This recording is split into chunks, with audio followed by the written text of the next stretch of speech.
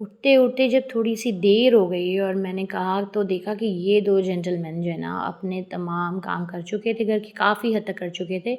इन्होंने सफाई कर ली थी और सफाई करने के बाद जब मैंने घर का रुख देखा तो अच्छा खासा हुआ हुआ था, साफ़ सुथरा।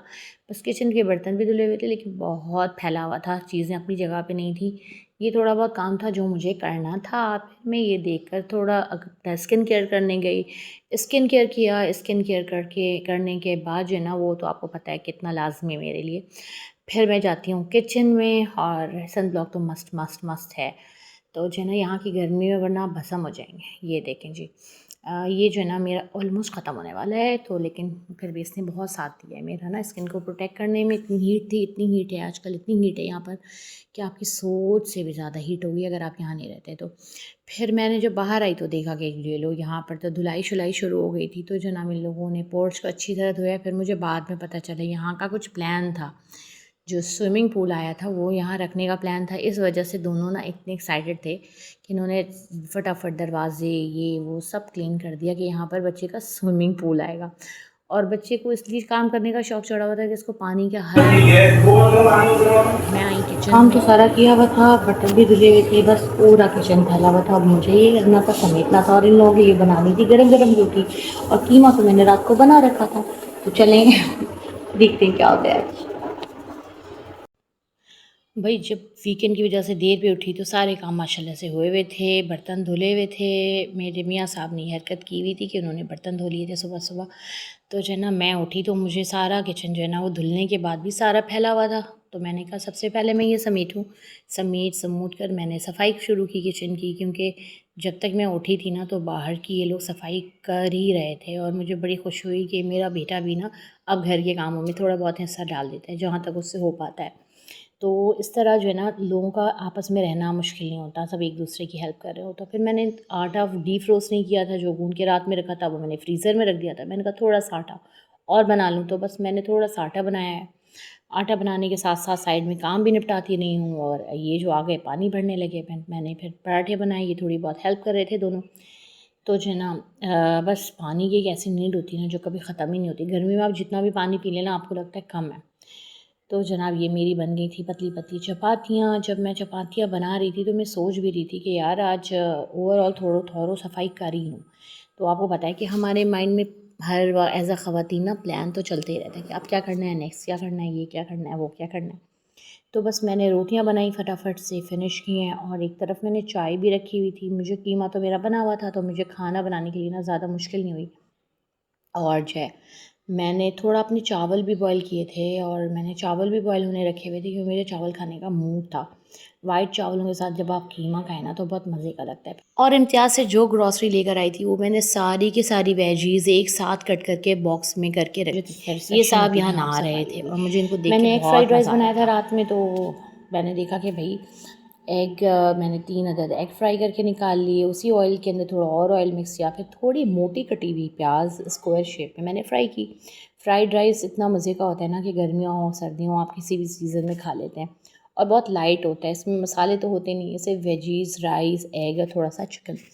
तो मैंने इसको तेज़ आँच पे, पर आप देख रहे हैं मेरी आँच कितनी तेज़ है, फ्राई की। उसके ऊपर थोड़ा सा गार्लिक मैंने चॉप करके डाला।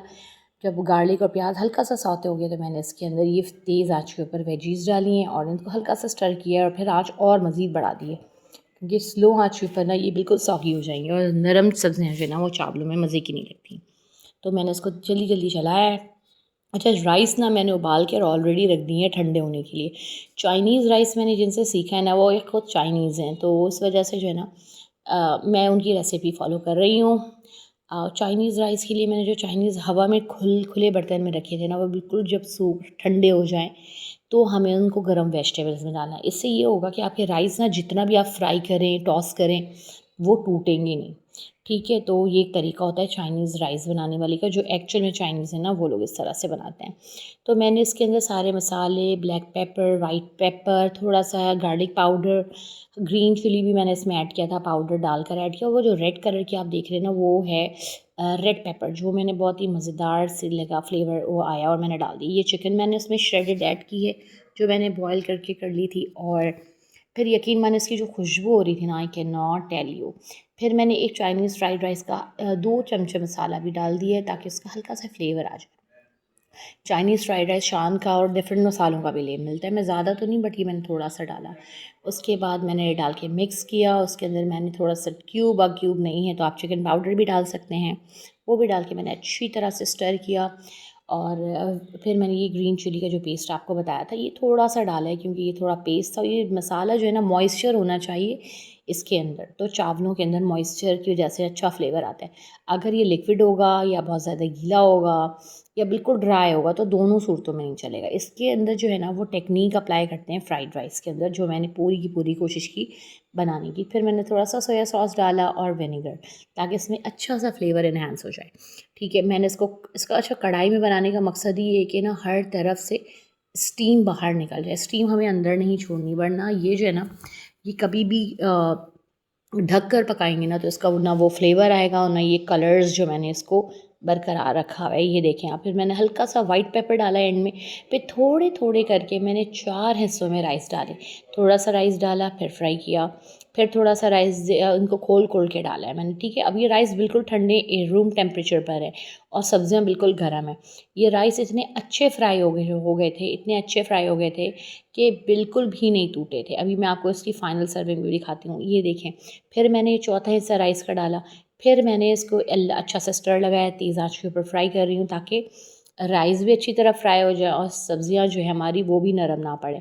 फिर मैंने राइस लगाया और फिर थोड़ा थोड़ा डाल रही हूँ और फ्राई कर रही हूँ ताकि देखें आप, एक दफ़ा में अगर आप डाल देंगे ना तो ये वो वाला टेक्सचर क्रिएट नहीं होगा जो चाइनीज़ राइस का होता है। ठीक है, अब आप ये देखें, इस राइस के ऊपर मैंने कोरिएंडर, हरा धनिया का जो मैंने बारीक काट के बॉक्सेस में रखा हुआ था वो रखा हुआ है। ये देखें, ये मैंने इनको अच्छा सा स्टर किया और थोड़ा सा राइस एंड में बचा था, मैंने फिर इसके ऊपर वो भी डाल देना था। ये देखें, ये डल गया। और उसके बाद ये इतने मज़े की रेसिपी बनी थी ना कि I can not tell you, बहुत ही शानदार सा। फिर भी है ना मैंने इसको एक दफ़ा और फ्राई किया, नीचे के चावल ऊपर ऊपर के नीचे करके। जब इसको मैंने टेस्ट किया ना तो बहुत यमी था, I can not tell you, बहुत टेस्ट था इसमें। अच्छा, ये देखें, फिर जो है ना मैंने फाइनली हल्का सा मुझे फ़ील हुआ कि नमक कम है तो उसके साथ साथ मैंने ये डाला था स्टेक सॉस।